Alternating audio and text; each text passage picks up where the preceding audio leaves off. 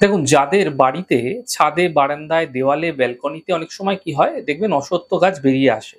অশ্বত্থ গাছ নিজে নিজেই বেরিয়ে যেতে থাকে বাড়ির কার্নিশ ঘেঁষে, একদম বাড়িকে কভার করতে থাকে। তো অশ্বত্থ গাছ আসা মানে কিন্তু একটা দারিদ্রতার লক্ষণ, এটা নিশ্চিতভাবে জেনে রাখুন। দেখুন, অলক্ষী একবার বাড়িতে প্রবেশ করে গেলে আর সহজে বেরোতে চায় না।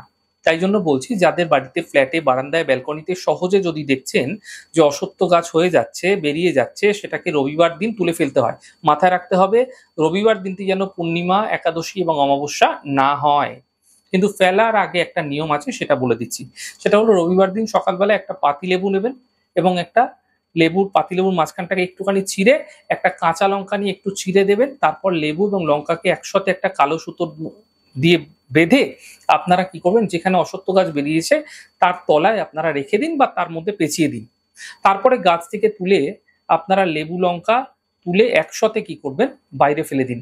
মাথায় রাখবেন, বাড়ির যিনি মালিক আছে না, তিনি যেন সামনে না থাকেন। তিনি বাদ দিয়ে অন্য যে কেউ তুলতে পারে। আর সব থেকে ভালো হয়, বাইরের কেউ যদি এটাকে তুলে ফেলে দেয়, তাকে 10, 20, 50 টাকা দিয়ে দিলেন, সেটা ঠিক আছে। কিন্তু বাইরের কাউকে দিয়ে যদি আপনারা তোলাতে পারেন, সব থেকে ভালো হয়। এই প্রক্রিয়া করার সময় বাড়ির মালিক যেন কোনোভাবেই সামনে না থাকে, অন্য কোনো ব্যক্তিকে দিয়ে প্রক্রিয়া করালে ভালো হবে।